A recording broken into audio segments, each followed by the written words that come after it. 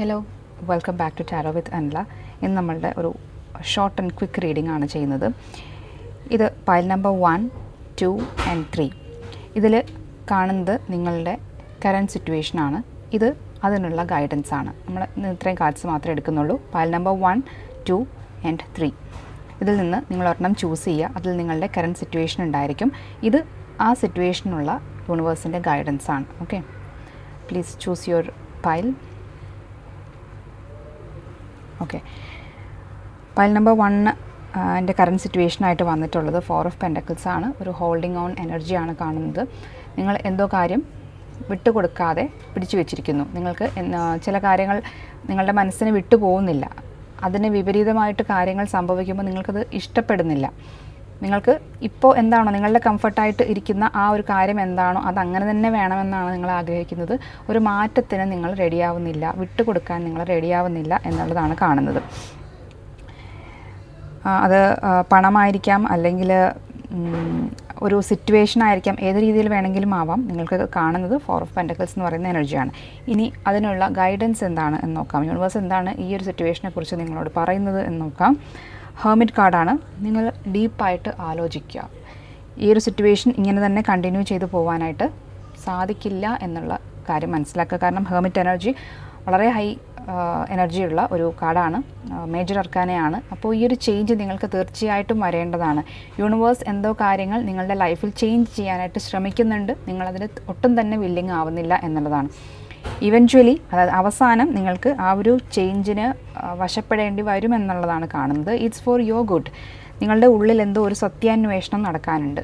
ഒരു റിലേഷൻഷിപ്പ് ആയിക്കോട്ടെ, ഒരു സിറ്റുവേഷൻ ആയിക്കോട്ടെ, നിങ്ങളുടെ ഇപ്പോഴുള്ള ജോലി ആയിക്കോട്ടെ, അത് നഷ്ടപ്പെടാൻ പോകുന്നു. അല്ലെങ്കിൽ ഇപ്പോൾ ലൈഫിൽ ഇതുവരെ ഓടി വന്ന ഒരു അവസ്ഥ പെട്ടെന്ന് അത് മാറാൻ ശ്രമിക്കുമ്പോൾ നിങ്ങളതിനെ റെസിസ്റ്റ് ചെയ്യുന്നുണ്ടെങ്കിൽ അത് നിങ്ങളുടെ ഉള്ളിൽ എന്തോ ഒരു ചേഞ്ച് വരുത്താൻ വേണ്ടിയിട്ടാണ്. ഡീപ്പായിട്ട് നിങ്ങൾ ഈ സിറ്റുവേഷനെ കുറിച്ച് ആലോചിക്കേണ്ടതുണ്ട് എന്നുള്ളതാണ് പറയുന്നത്. ഈ ഹോൾഡിംഗ് ഓൺ എനർജി നിങ്ങൾ വിട്ടുകളയുക. ഇതിനൊരു മറ്റൊരു സൈഡും കൂടെയുണ്ട്. ജനറൽ റീഡിംഗ് ആയതുകൊണ്ട് ഞാൻ അതുകൂടി പറയുകയാണ്. ഈ സമയത്ത് നിങ്ങൾ നിങ്ങളുടെ എനർജി പ്രിസർവ് ചെയ്യുക എന്നുള്ള ഒരു മെസ്സേജ് കൂടി ഉണ്ട്. അതായത് മറ്റുള്ളവർക്ക് വേണ്ടി നിങ്ങളുടെ എനർജി അമിതമായിട്ട് സ്പെൻഡ് ചെയ്യരുത് എന്നുള്ള ഒരു മീനിങ് കൂടി ഇതിന് വരാം. പക്ഷേ വാട്ടെവർ നിങ്ങൾ വന്നിട്ടുള്ള ഗൈഡൻസ് സെയിം ആണ്. നമുക്ക് ഉള്ളിൽ നിങ്ങൾ കുറേ ചേഞ്ചസ് വരുത്താനുണ്ട്. ഈ സിറ്റുവേഷനെ കുറിച്ച് ചിന്തിക്കാനുണ്ട്. ആ ട്രൂത്ത് നിങ്ങളുടെ ഉള്ളിൽ തന്നെ ഉണ്ട്. നിങ്ങൾക്ക് അറിയേണ്ട കാര്യം, ഇപ്പോൾ നിങ്ങൾ മനസ്സിലാക്കേണ്ട കാര്യം ഓൾറെഡി നിങ്ങൾക്ക് അറിയാം. പക്ഷേ നിങ്ങൾ ചേഞ്ച് ആവാനായിട്ട് വില്ലിങ് ആവുന്നില്ല എന്നുള്ളതാണ്. ഓക്കെ, ക്ലിയർ ആണെന്ന് വിചാരിക്കുന്നു. നമുക്ക് പൈൽ നമ്പർ 2ൻ്റെ റീഡിങ്ങിലേക്ക് പോവാം. Queen of pentacles. ഓക്കെ, അതിനുള്ള ഗൈഡൻസ് കൂടി നമുക്ക് നോക്കാം. 7 of Swords. ക്ലിയർ ആണ്. നിങ്ങൾ ഓവർ ഗീവ് ചെയ്തുകൊണ്ടിരിക്കുകയാണ്. നിങ്ങളുടെ കയ്യിലുള്ള എനർജി, നിങ്ങളുടെ നോളജ്, അല്ലെങ്കിൽ നിങ്ങളുടെ എന്തായിരിക്കാം, നിങ്ങളുടെ ടൈം, എന്തോ നിങ്ങളുടെ കയ്യിലുള്ള എന്തോ നിങ്ങൾ മറ്റുള്ളവർക്ക് വേണ്ടി കൈയയച്ച് ദാനം ചെയ്തുകൊണ്ടിരിക്കുന്നതായിട്ടാണ് എനിക്ക് കാണാൻ പറ്റുന്നത്. ചിലപ്പോൾ അത് പണമായിരിക്കാം. നിങ്ങളുടെ കയ്യിലുള്ള എന്തൊക്കെയോ റിസോഴ്സസ് അത് അമിതമായിട്ട് നിങ്ങളിങ്ങനെ കളഞ്ഞുകൊണ്ടിരിക്കുന്നു എന്നുള്ളതാണ്. ഈവൻ നിങ്ങൾ സോഷ്യൽ മീഡിയയിൽ ഒരുപാട് നേരം സ്ക്രോൾ ചെയ്യുന്നുണ്ടെങ്കിൽ പോലും ഇത് ബാധകമാണ്. അത് നിങ്ങളുടെ ടൈമാണല്ലോ, നിങ്ങളുടെ ടൈമും എനർജിയുമാണ് നിങ്ങൾ ഫോണിൽ സ്ക്രോൾ ചെയ്തിട്ട് അത് നഷ്ടപ്പെട്ട് പോയിക്കൊണ്ടിരിക്കുന്നത്. What ever it may be, നിങ്ങൾ ആ ഒരു ഓവർ ഗിവിങ് എനർജിയിലാണ് ഇപ്പോൾ ഉള്ളത് എന്ന് കാണാൻ പറ്റുന്നുണ്ട്. നിങ്ങൾ ഈ സമയത്ത് നിങ്ങളുടെ കാര്യം നോക്കേണ്ട സമയമാണ്. ഇങ്ങനെ വേസ്റ്റ് ചെയ്ത് കളയുന്നത് എന്താണോ അത് ഇപ്പോൾ സ്റ്റോപ്പ് ചെയ്യുക. അത് നിങ്ങളുടെ ലൈഫിൽ മറ്റെന്തോ കാര്യത്തിന് വേണ്ടി ഉപയോഗിക്കേണ്ട ഒരു ടൈമായിട്ടാണ് കാണുന്നത്. നിങ്ങൾക്ക് കുറച്ച് സെൽഫിഷ് ആകേണ്ട സമയമാണ്. ചിലപ്പോൾ ഒരു പക്ഷേ ഞാനൊരു എക്സാമ്പിൾ പറയാം. നിങ്ങളുടെ ഒരു സുഹൃത്ത് വന്നിട്ട് നിങ്ങളോട് ഇങ്ങനെ സംസാരിച്ചു കൊണ്ടിരിക്കുകയാണ്, നിങ്ങളോട് ഉപദേശം തേടിക്കൊണ്ടിരിക്കുകയാണ്, അല്ലെങ്കിൽ അവരുടെ പ്രശ്നങ്ങൾ ഇങ്ങനെ ഷെയർ ചെയ്തുകൊണ്ടിരിക്കുകയാണ്. അപ്പോൾ നിങ്ങൾ എന്ത് ചെയ്യും? ഫ്രണ്ടല്ലേ എന്ന് വിചാരിച്ചിട്ട് അതിങ്ങനെ കേട്ടുകൊണ്ടിരിക്കും. അതും ചില സമയം അതും ഓവർ ഗിവിങ് ആണ്. നിങ്ങൾക്ക് നിങ്ങളുടേതായ പ്രശ്നങ്ങൾ ഉള്ളപ്പോൾ, അല്ലെങ്കിൽ ആ എനർജി നിങ്ങൾക്ക് തന്നെ മതിയാവാതിരിക്കുമ്പോൾ മറ്റൊരാൾക്ക് വേണ്ടിയിട്ട് അത് സ്പെൻഡ് ചെയ്യുന്നത് നിങ്ങൾക്ക് ദോഷമായിട്ട് വരും. ഈ സമയത്ത് കുറച്ചൊന്ന് സെൽഫിഷ് ആവുക.